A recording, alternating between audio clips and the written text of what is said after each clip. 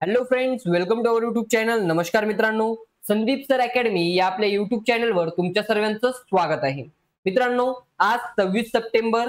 आजच्या दिवसासाठी जे काही चालू घडामोडीवर आधारित महत्त्वाचे प्रश्न आहेत, म्हणजे जे काही मोस्ट इम्पॉर्टंट क्वेश्चन आहेत, ते आपण आजच्या लेक्चरमध्ये कंप्लीट करणार आहोत. त्यामुळे व्हिडिओला स्किप न करता शेवटपर्यंत नक्कीच पाहायचे. ओके. त्याचप्रमाणे मित्रांनो, तुम्ही जर आपला अजून स्टडी विथ संदीप सर हे ॲप डाउनलोड केलं नसेल तर ते ॲप देखील डाउनलोड करून घ्यायचे.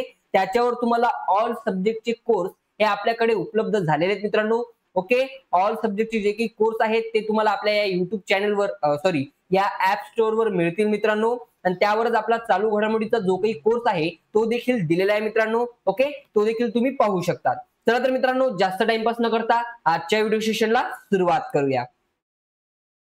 पहा मित्रांनो, या ठिकाणी पहिला प्रश्न दिलेला आहे.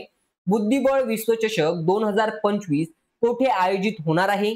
या प्रश्नाचं जे काही योग्य उत्तर असणार आहे मित्रांनो ते म्हणजे ऑप्शन सी, मुंबई. ओके. या ठिकाणी लक्षात घ्यायचंय मित्रांनो, याविषयी थोडक्यात माहिती. हा जो काही कार्यक्रम आहे मित्रांनो, हा 31 ऑक्टोबर 2025 ते 27 नोव्हेंबर 2025 या दरम्यान असणार आहे.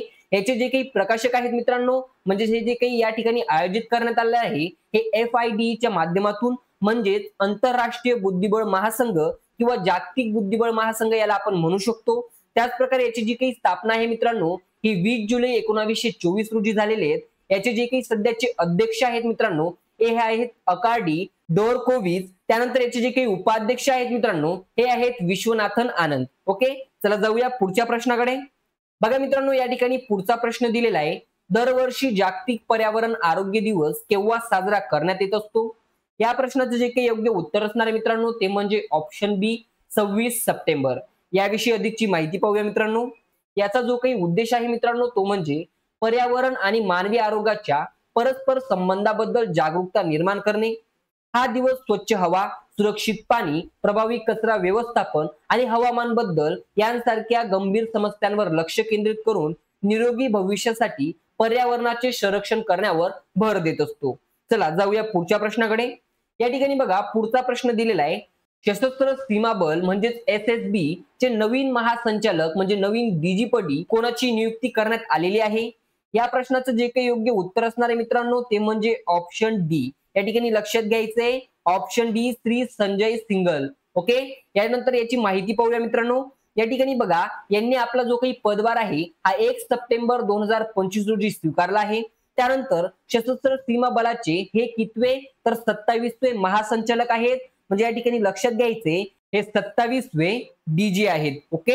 DG हे लक्षात ठेवायचं मित्रांनो. त्यानंतर हे भारताचे एक केंद्रीय सशस्त्र पोलीस दल आहे जे नेपाळ आणि भूतानच्या सीमेचे रक्षण करते आणि सीमापार गुन्हेगारी व तस्करी रोखते.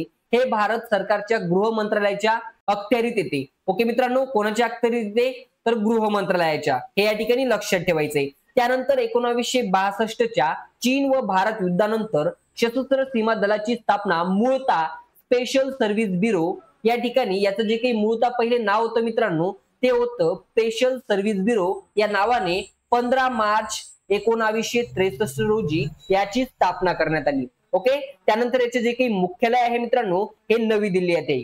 चला मित्रांनो जाऊया पुढच्या प्रश्नाकडे. बघा या ठिकाणी पुढचा प्रश्न दिलेला आहे. अलीकडेच युनायटेड किंगडम, कॅनडा आणि कोणत्या देशांनी पॅलेस्टाईनला एक राज्य म्हणून मान्यता दिली आहे?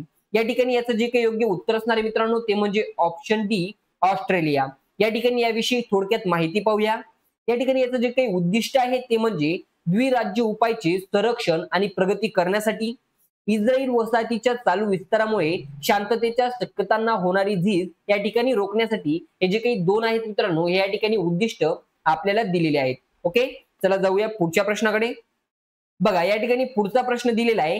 कोणत्या देशाने अलीकडेच नवीन के विजा सुरू करण्याची घोषणा केली आहे? या प्रश्नाचं जे काही योग्य उत्तर असणार आहे मित्रांनो ते म्हणजे ऑप्शन सी, चीन. याविषयी थोडक्यात माहिती पाहूया. 1 ऑक्टोबर 2025 पासून हे लागू झालेले आहे मित्रांनो. आणि ते कोणावर लागू झालेले आहे तर परदेशी विज्ञान, तंत्रज्ञान, अभियांत्रिकी आणि गणित क्षेत्रातील तरुण प्रतिभा मान्यताप्राप्त विद्यापीठातून किमान बॅचलर पदवी असलेले लोक यांना हे लागू पडणार आहे मित्रांनो. त्यानंतर तांत्रिक नेतृत्व वाढवण्याच्या चीनच्या धोरणाचा हा एक भाग आहे आणि दीर्घकालीन आर्थिक आणि नाविन्यपूर्ण वाढीस समर्थन देत आहे. चला मित्रांनो जाऊया पुढच्या प्रश्नाकडे. बघा या ठिकाणी पुढचा प्रश्न दिलेला आहे 2025 चा प्रतिष्ठित पहिला डायबिटीज ग्लोबल इम्पॅक्ट प्राइज कोणाला देण्यात आला आहे? या प्रश्नाचं जे काही योग्य उत्तर असणार आहे ते म्हणजे ऑप्शन बी डॉक्टर व्ही मोहन. या ठिकाणी याविषयी माहिती पाहूया मित्रांनो. हा जो काही पुरस्कृत झालेला आहे मित्रांनो, तर हा European association for the study of diabetes यांच्याकडून हा पुरस्कृत करण्यात आलेला आहे. त्यानंतर चेन्नईचे डॉक्टर व्ही मोहन हे EASD मधुमेह ग्लोबल इम्पॅक्ट पारितोषिकाचे पहिले प्राप्तकर्ता झाले आहेत. त्यानंतर हे पारितोषिक त्यांना मधुमेह काळजी संशोधन आणि सार्वजनिक आरोग्यामध्ये केलेल्या महत्त्वपूर्ण योगदानाबद्दल दिले जाते. चला मित्रांनो जाणून घेऊया अजून जे काही पुरस्कार या ठिकाणी देण्यात आलेले आहेत यावर आपण थोडक्यात या ठिकाणी रिव्हिजन टाकून घेऊया. ओके, या ठिकाणी आपण रिव्हिजन टाकून घेऊया मित्रांनो. या ठिकाणी बघा 58वा ज्ञानपीठ पुरस्कार जगद्गुरू रामभद्राचार्य यांना देण्यात आलेला आहे. त्यानंतर 2025 चा जागतिक अन्न पुरस्कार हा मारियांगेला हंगरिया याला देण्यात आलेला आहे. त्यानंतर 2025 चा आंतरराष्ट्रीय बुकर पुरस्कार हा बानू मुस्ताक यांना देण्यात आलेला आहे. त्यानंतर वर्षातील सर्वोत्तम ग्रीन ट्रान्सपोर्टर पुरस्कार हा दिल्ली मेट्रो याला देण्यात आलेला आहे. त्यानंतर निळू फुले कृतज्ञता सन्मान 2025 हा प्रसाद ओक यांना देण्यात आलेला आहे. सर्वात प्रभावशाली पर्यावरणवादी पुरस्कार हा आचार्य प्रशांत यांना देण्यात आलेला आहे. त्यानंतर 2024 चा मातृभूमी साहित्य पुरस्कार हा सारा जोसेफ यांना देण्यात आलेला आहे. बाल साहित्य पुरस्कार 2025 हा सुरेश सावंत यांना प्रदान करण्यात आलेला आहे. चला मित्रांनो पाहूया पुढील प्रश्न. मुख्यमंत्री विद्यार्थी विज्ञान वारी कोणत्या राज्यात सुरू करण्यात आलेली आहे? या प्रश्नाचं जे काही योग्य उत्तर असणार आहे मित्रांनो ते म्हणजे ऑप्शन ए महाराष्ट्र. ओके, चला पाहूया याविषयी थोडक्यात माहिती. या योजनेचे जे काही नाव आहे मित्रांनो ते आहे मुख्यमंत्री विद्यार्थी विज्ञान वारी. या ठिकाणी याची जी काही घोषणा केलेली मित्रांनो ही शालेय शिक्षण राज्यमंत्री पंकज भोयर यांनी केलेली आहे. त्यानंतर नासा भेटीसाठी एकूण 3 कोटी रुपयांचा खर्च या ठिकाणी येणार आहे.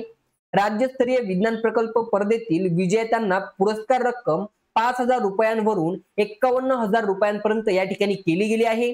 ओके, चला जाऊया पुढच्या प्रश्नाकडे. बघा या ठिकाणी पुढचा प्रश्न दिलेला आहे डिसेंबर 2025 मध्ये कोणत्या अंतराळ संस्थेने गगनयानच्या अंक्रूड मिशनवर ओमित्र हा AI सक्षम अर्धमानवीय रोबोट लॉन्च होणार आहे? या ठिकाणी याचं जे काही योग्य उत्तर असणार आहे मित्रांनो ते म्हणजे ऑप्शन डी इस्रो. या ठिकाणी याविषयी माहिती पाहूया मित्रांनो. हा जो काही मिशन आहे हा भारताच्या गगनयान कार्यक्रमाचा एक महत्वाचा भाग आहे जो मानवी अंतराळ प्रवासासाठी आवश्यक प्रणालीची चाचणी घेईल.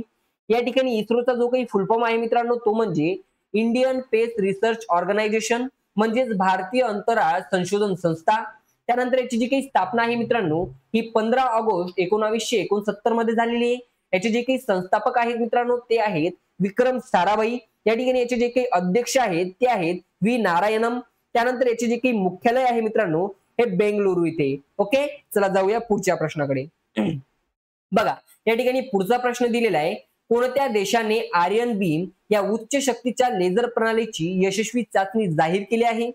या प्रश्नाचं जे काही योग्य उत्तर येणार आहे मित्रांनो ते म्हणजे ऑप्शन सी इस्रायल. या ठिकाणी लक्षात घ्यायचंय मित्रांनो की या वर्षाच्या अखेरीस कार्यरत तैनातींसाठी तयार असलेल्या आर्यन बीम या उच्च शक्तीच्या लेझर प्रणालीसह लष्करी संरक्षणात एक मोठे यश जाहीर केले.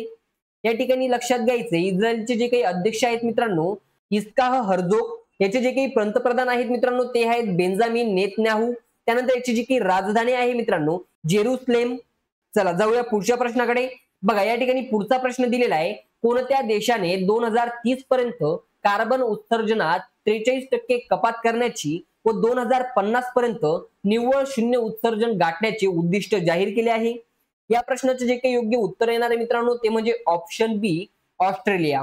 ओके, याविषयी थोडक्यात माहिती पाहूया मित्रांनो. या ठिकाणी बघा याचं जे काही लक्ष्य आहे ते आहे 2005च्या पातळीच्या तुलनेत 2030 पर्यंत उत्सर्जनात तब्बल 43%ची घट आणावी. त्यानंतर ऑस्ट्रेलियाने 2050 पर्यंत निव्वळ शून्य उत्सर्जन गाठण्याचे ध्येय या ठिकाणी स्वतःपुढे ठेवलेले आहे. चला मित्रांनो पाहूया पुढील प्रश्न. बघा या ठिकाणी पुढील प्रश्न दिलेला आहे बहुचर्चित H1B विजाशी कोणता देश संबंधित आहे ज्याने अर्ज शुल्क $1,00,000 पर्यंत वाढवण्यात आले आहे? या ठिकाणी याचं जे काही योग्य उत्तर असणार आहे मित्रांनो ते म्हणजे ऑप्शन ए अमेरिका. ओके, या ठिकाणी बघा मित्रांनो आजचे जे काही आपले प्रश्न होते ते या ठिकाणी संपलेले आहेत. तुम्हाला आपला व्हिडिओ कसा वाटला कमेंट करून सांगायचंय आणि व्हिडिओ आवडल्यास लाईक शेअर सबस्क्राईब करायला विसरू नका. त्याचप्रमाणे मित्रांनो, आपला हा व्हिडिओ जास्तीत जास्त विद्यार्थ्यांपर्यंत शेअर करा, जेणेकरून त्यांना देखील फायदा होईल. त्यानंतर मित्रांनो, तुम्ही जर अजून देखील आपलं स्टडी विथ संदीप सर हे ऍप डाउनलोड केलं नसेल तर ते ऍप देखील डाउनलोड करून घ्यायचंय आणि त्यावर आपला चालू घडामोडीचा कोर्स हा एकदा चेक करायचा आहे. Okay, thanks for watching this video friends.